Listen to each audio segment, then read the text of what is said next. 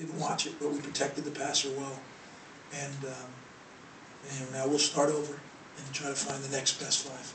But that was a pretty good 5 today. To the right, Steve. When you look around at the number of young players who made an impact in this game, does that give you hope that this is the start of something? Well, it gives me hope that we'll have a good football team moving forward. It's not the start of anything. You know, I think, you know, we've been a pretty consistent program, going to bowl games, winning bowl games. You know, we got to get to the next level. I hope that these guys, this group of players, this group of coaches is the group that'll get us over the top. You know, get us to the championship level. Stay. I said enough, I guess. Sorry, no. That's all right. Greg, any word on Kasim? Yeah, Kasim has got an injury to his ankle. Although it's not, you know, it wasn't, I understand it wasn't very pretty looking on TV. I think our medical people think he's going to be okay. It's going to take a little while to heal. But, you know, one of the things we're going to do with Kasim this spring anyway was kind of cut back on what he was going to do in spring football and all that. So we'll have a chance to develop it in areas, and however long the healing takes, it takes. To the left of Steve. What was running through your mind when you saw Eric up on the big screen after the game? Well, all along, you know, when we got this bowl bid, you know, his mother told me that we could have got him on a plane, we could have got him to the site, but it just seems so much easier that we're here, you know, and the academy people that he uses to transport him were here, and the bus that he's used, you know, the van he's used to going in was here, all that stuff. And it was special to have him here, not just today, but all week. He was at the player functions. He was in the hotel last night. You know, I do bed check the night before the game myself. And last night to go in and check him in. I think I half scared his mother to death, but it was special, you know.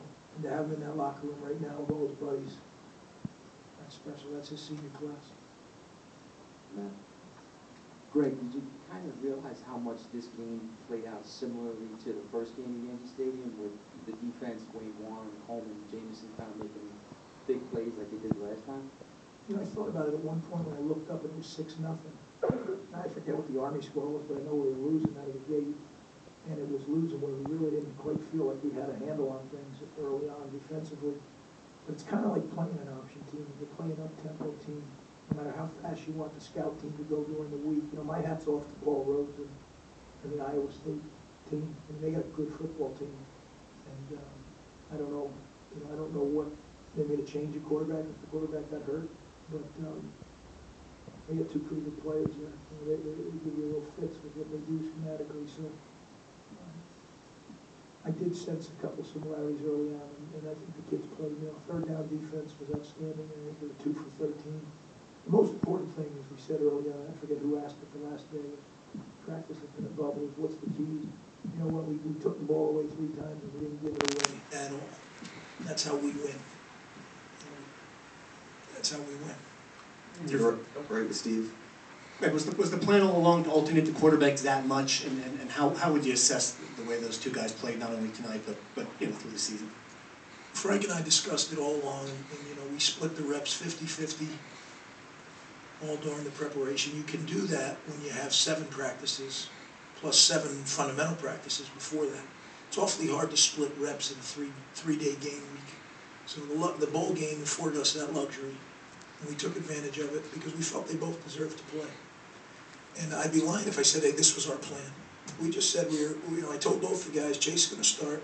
Gary, you're going to go in, be ready. I don't know when. I'm not going to tell you some line in the sand time.